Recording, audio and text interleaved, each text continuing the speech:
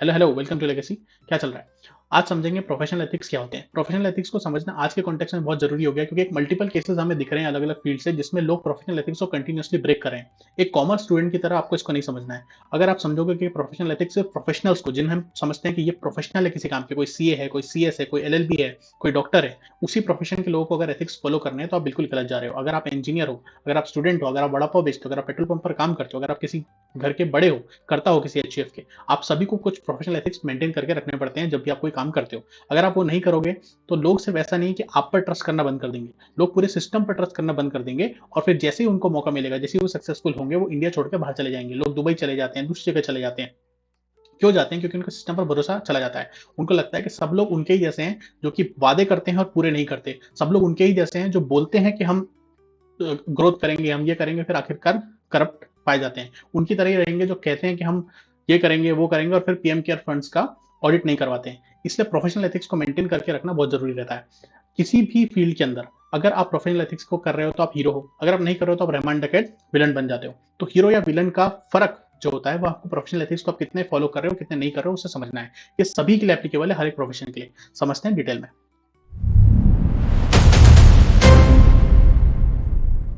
हाँ जी, शुरू करते हैं।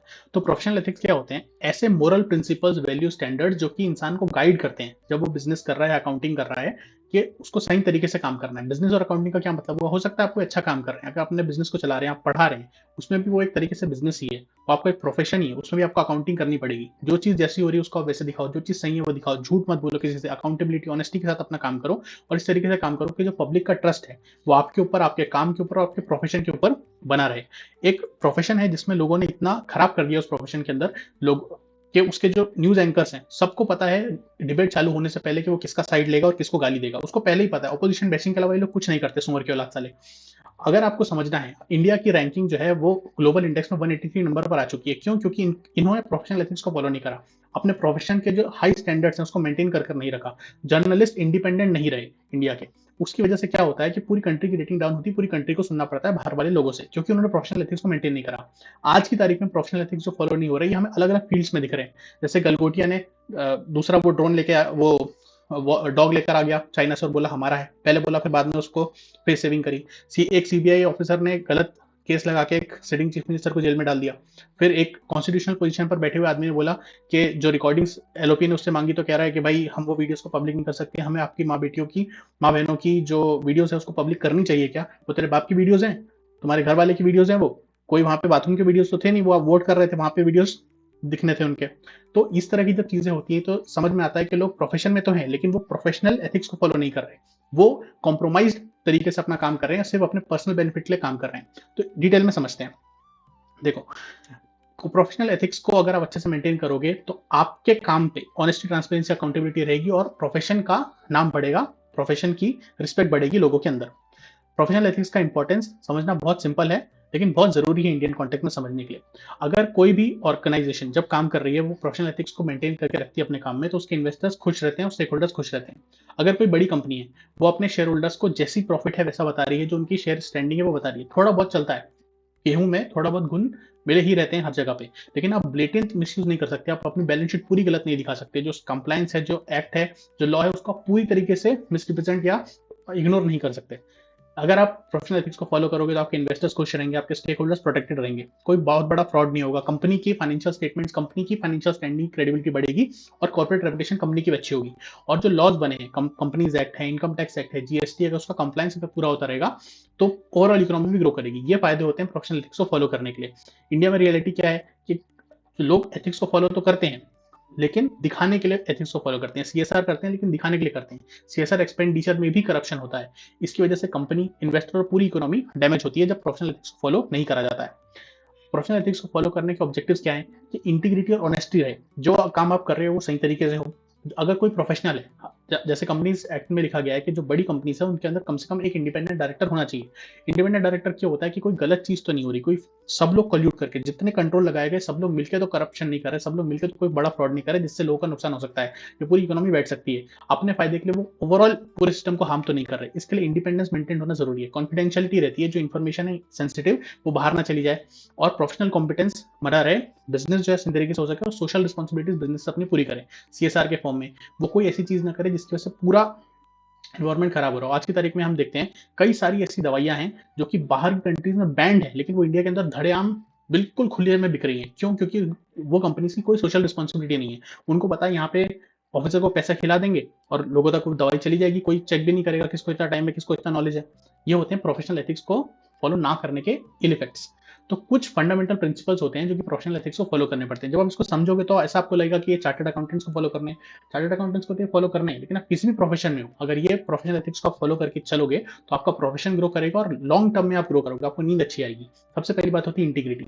जो आपका प्रोफेशन का काम है उसको आप ऑनेस्टली पूरा करो। जैसे कोई डॉक्टर है, वो अपनी पूरे नॉलेज से पूरी सही तरीके से काम कर रहा है, उसको कोई चीज गलत लग रही है तो उसको किसी दूसरे डॉक्टर से कंसल्ट कर ले रहा है, एक्सुबरेंट प्राइसेस चार्ज नहीं कर रहा है, तो वो इंटीग्रिटी के साथ अपना काम कर रहा है। जैसे कि टाटा ग्रुप को ये माना जाता है कि वो अपने काम को बहुत अच्छे से करते हैं। टाटा की कार अगर पोल से टकराएगी तो पोल टूट जाएगा, टाटा की कार नहीं टूटेगी। ये होती इंटीग्रिटी काम की। जो एथिकल अकाउंटेंट्स हैं वो सही प्रॉफिट ही दिखाते हैं, भले ही उसमें उनका टैक्स बेनिफिट थोड़ा कम हो जाए। ऑब्जेक्टिविटी का क्या मतलब होता है कि आप किसी भी बायस से, पर्सनल प्रेशर में ना आकर जो चीज सही है वही चीज आप करते हो। जैसे कोई ऑडिटर है किसी कंपनी का, वो लगाए और उसी कंपनी में उसका रिलेटिव है, रिलेटिव उसको इन्फ्लुएंस कर रहा है कि भाई तो अच्छी ऑडिट रिपोर्ट दे दे, क्वालिफाइड रिपोर्ट मत दे, इससे कंपनी का नुकसान हो जाएगा, मेरा नुकसान हो जाएगा। लेकिन अगर कोई चीज गलत हो रही है तो आप इंडिपेंडेंट ऑडिटर वही चीज बोलेगा जो उसको सही लगती है। ये होती है ऑब्जेक्टिविटी।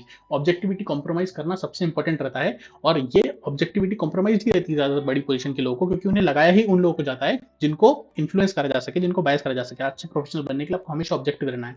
अगली क्वालिटी होती है प्रोफेशनल कॉम्पिटेंस और ड्यू केयर की। जो भी आपके प्रोफेशन में चीजें हो रही है उसमें आपको अप टू डेट रहना है। जैसे कोई चार्टर्ड अकाउंटेंट है तो उसको पता रहना चाहिए जीएसटी में क्या अमेंडमेंट आए, इनकम टैक्स में क्या चेंजेस आए।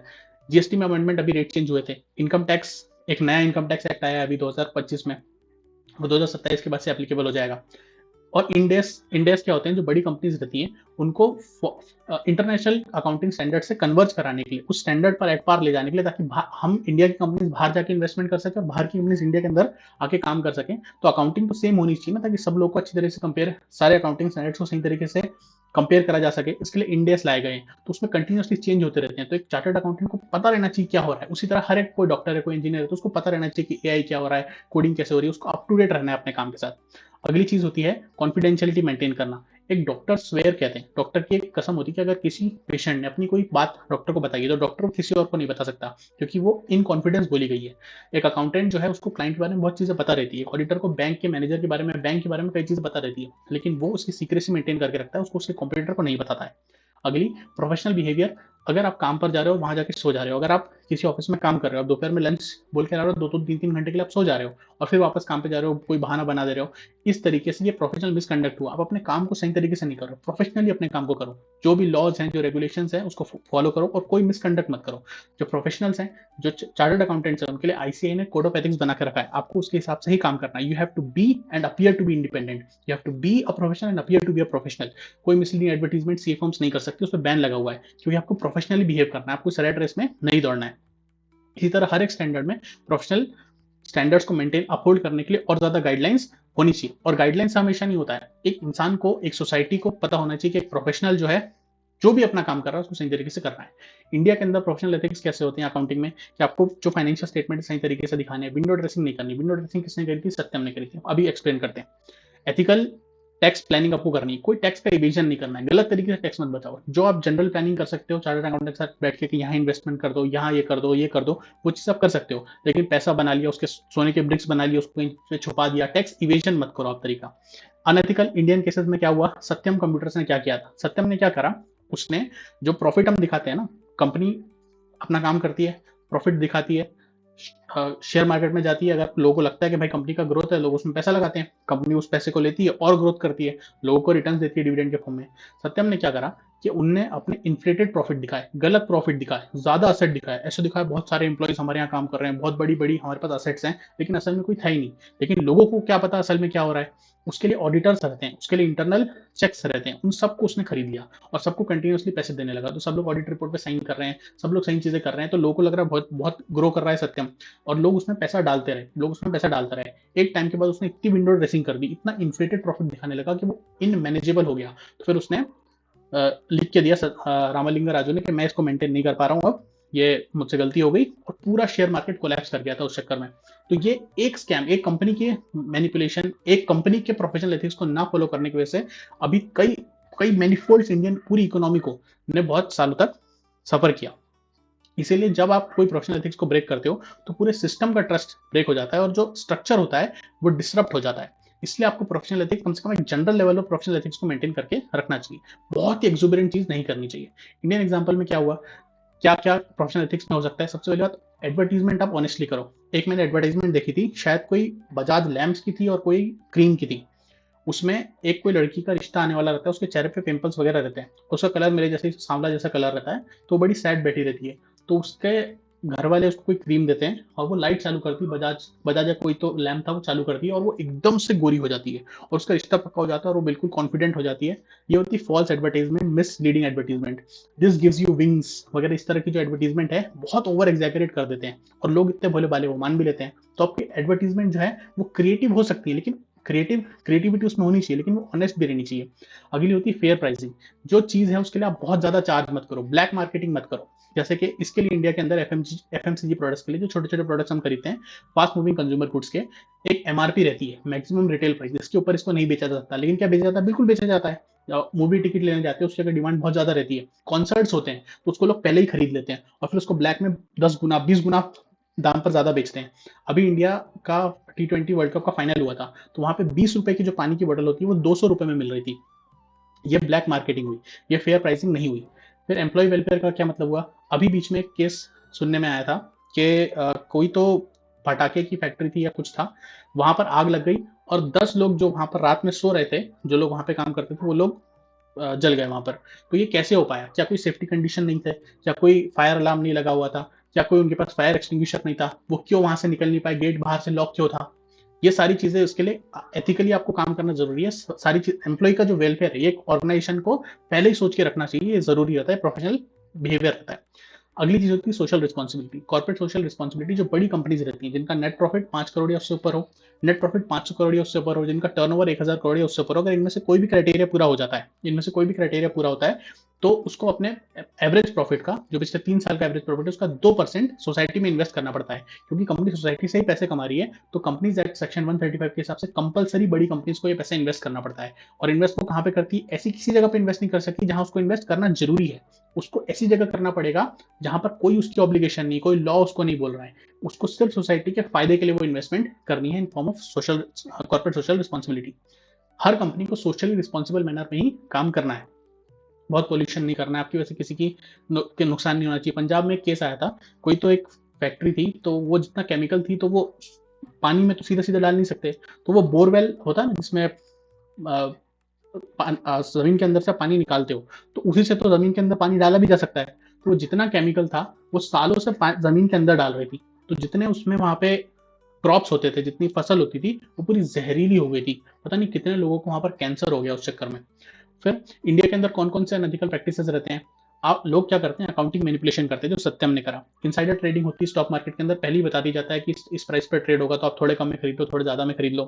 ब्राइबरी करप्शन तो हर जगह होता ही, टैक्स इवेजन होता ही है। कई एग्जाम्पल हमने देखे, कलगोटिया में जो वो भी प्रोफेशनल इनकॉम्पिटेंस ही था, प्रोफेशनल एथिक्स को ब्रेक करना ही था। IL&FS क्राइसिस हुआ, किंग फिशर एयरलाइंस ने जो करा था, अपने लोगों को सैलरी नहीं दी और फिर वो पार्टियां कर रहा था। ये सब प्रोफेशनल एथिक्स को ब्रेक करना ही होता है। अकाउंटिंग अकाउंटेंट्स का क्या रोल रहता है एथिक्स को मेंटेन करने के लिए? सबसे ज्यादा इंपॉर्टेंट रोल प्रोफेशनल एथिक्स को मेंटेन करने में अकाउंटेंट्स का ही रहता है, क्योंकि वो इंश्योर करते हैं कि जो कॉर्पोरेट जो स्टैट्यूटरी कंप्लायंस है वो पूरा हो रहा है, जो लॉ ने बोला है वो पूरा हो रहा है, शेयर होल्डर का इंटरेस्ट प्रोटेक्टेड है, जो कॉर्पोरेट गवर्नेंस है उसके वॉचडॉग की तरह वो काम करते हैं और एथिकल डिसीजन मेकिंग को सपोर्ट करते हैं। कैसे? क्योंकि अकाउंटेंट ही, चार्टर्ड अकाउंटेंट जो होता है, जो इंडिपेंडेंट ऑडिटर रहता है, वही तो चेक करता है कि जो चीजें लॉ में बोली गई हैं वो हो रही है कि नहीं हो रही है, वो रिपोर्ट पर साइन करता है कि हाँ भाई सब चीज सही हो रही है, इस साल में सब चीज सही हुई, इस क्वार्टर में सब चीज सही हुई। क्योंकि जो शेयर होल्डर है वो तो चेक करने नहीं आ सकता, अकाउंटेंट ही सब चीजें सही तरीके से दिखाता है और चेक करता है, तो इसका सबसे इंपॉर्टेंट रोल रहता है। और बेनिफिट्स क्या होते हैं एथिकल प्रैक्टिसेस के? एक पिक्चर आई थी रॉकेट सिंह बोल के, इसमें रणवीर सिंह ने क्या करा था, इसका एक बॉस था, वो अपने तरीके से बिजनेस चलाता था। उसने क्या करा कि उसने अच्छी तरीके से बिजनेस करना चालू करा, हार्डवर्क के साथ उसने काम करा, उसने ज्यादा प्राइस चार्ज नहीं करी, अपने ब्रांड की लॉयल्टी बनाई, सस्टेनेबल ग्रोथ पर गया, सबको प्रॉफिट शेयरिंग दी अपने एम्प्लॉइज के साथ, उसने लीगल रिस्क भी कम रही क्योंकि उसको कोई गलती उसने खास करी नहीं थी, कोई उसने करप्शन नहीं करा था, उसका जो बॉस था वो ब्लिटेंट करप्शन करता था, जो मैनेजर था उसको उसका कट दे देता था और कंपनी से ऑर्डर अपने पास सिक्योर कर लेता था। रणवीर सिंह ने ऐसा कुछ नहीं करा, वो कंप्यूटर रिपेयर करता था लेकिन उसने धीरे धीरे करके अपना एक बहुत बड़ा ब्रांड खुद का बना लिया। पूरी मूवी आप देखोगे तो आपको समझ में आएगा। जब आप अच्छा प्रोफेशनल एथिकली अपना काम करते हो तो आपका ब्रांड ऑटोमेटिकली ग्रो करता है। इसमें थोड़ा ज्यादा वक्त लग सकता है लेकिन जब भी आप ऑर्गेनिकली किसी चीज को करोगे तो वो धीरे धीरे करके बहुत स्ट्रॉन्ग बेस के साथ ग्रो करती है। चैलेंजेस क्या होते हैं एथिकल प्रोफेशनल एथिक्स को मेंटेन करने के लिए इंडिया के अंदर, कि आपको हमेशा एक प्रेशर रहता है ग्रो करने का। एक कंटिन्यूअस रेस लगी हुई है कि सब लोग चाहते हैं कि हम मेरा ज्यादा प्रॉफिट हो, मैंने इस जगह से, मैं इस कंप्यूटर से आगे हूं, मैं उससे आगे हूं। इस चक्कर में लोग हर लेवल पर स्टूप कर जाते हैं, किसी भी हद तक गिर जाते हैं अपने आप को जीत तक पहुंचने के लिए, जीतने के लिए। ये सबसे बड़ी दिक्कत है। और जो करप्शन है बिजनेस एनवायरनमेंट में वो एक प्रिवेलेंट चीज है। ये भी करप्ट है, वो भी करप्ट है, ये भी करप्ट है। अगर कोई सीबीआई ऑफिसर कोई गलत चीज कर रहा है, अगर फार्मर्स प्रोटेस्ट को आप गलत बोल रहे हो तो पहले जिसने गलत बोला था वो न्यूज मीडिया वाला भी गलत है। बाद में जब वो आपने फार्म लॉ हटा दिए तो जब उस फार्म लॉ को वो न्यूज मीडिया वाला मास्टर स्ट्रोक बोलने लगा तब भी वो न्यूज मीडिया वाला गलत ही है। सब लोग एक ही थाली के चट्टे बट्टे हैं, सब लोग करप्ट हैं। ये सबसे बड़ी दिक्कत होती है। एक इंसान सब कुछ चेंज नहीं कर सकता, ये दिक्कत होती है। अगर आपको सर्वाइव करना है तो एक डिग्री ऑफ करप्शन आपको करना ही पड़ेगा। अगर आपको घर बनाना है तो घूस देना ही पड़ेगा। अगर आपका जीएसटी का नंबर बंद हो गया उसको आपको वापस चालू कराना है तो 50,000 रुपए लेता है। जहां पर मैं हूं वहां पर जीएसटी ऑफिसर, जनरली ऐसा सुना हुआ है। तो और जो छोटी फर्म्स रहती हैं उनमें इंटरनल कंट्रोल्स वीक रहते हैं क्योंकि किसी भी फर्म का ये आउटलुक नहीं रहता है कि हमें इंटरनल कंट्रोल्स नहीं रखने, हमें प्रोफेशनली काम करना है। उनका मेन मोटिव ही सिर्फ प्रॉफिट कमाना रहता है। प्रॉफिट कमाना जरूरी होता है लेकिन जब आप सिर्फ प्रॉफिट कमाने के लिए काम करने लगते हो तो फिर गलत चीजें होना चालू हो जाती हैं और फिर धीरे धीरे करके वो बढ़ जाती है। ये चैलेंज होता है प्रोफेशनल एथिक्स को मेंटेन करने के लिए। इसीलिए इन कंक्लूजन हम बोल सकते हैं कि कोई बिजनेस, कोई आदमी जो अपना काम कर रहा है वो हीरो है या विलन, वो डिपेंड करता है कि वो प्रोफेशनल एथिक्स के साथ अपने प्रोफेशन को की ड्यूटीज को पूरा कर रहा है कि नहीं कर रहा है। वही आदमी रहमान डाकेत बन जाता है, वरना वही इंसान अक्षय खन्ना अच्छा एक्टर बन जाता है। तो आप कितनी अच्छी तरीके से अपने काम को कर रहे हो वो डिटरमिन करता है कि आप कितने अच्छे हो। मतलब आप हीरो हो या विलन हो वो डिपेंड करता है किस तरीके से आप अपने काम कर रहे हो। काम तो सब लोग कर रहे हैं लेकिन किस तरीके से आप अपने काम को कर रहे हो वो डिटरमिन करता है कि आप हीरो हो या फिर आप विलन हो। अपना बहुत ज्यादा ध्यान रखो और अपने काम में प्रोफेशनल एथिक्स को मेंटेन करके रखो। अगर कोई गलत चीज कर रहा है तो इसका ये मतलब नहीं कि आप भी गलत चीज करो।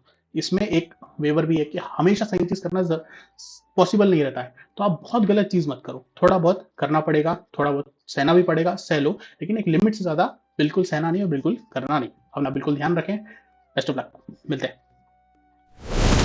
खत्म।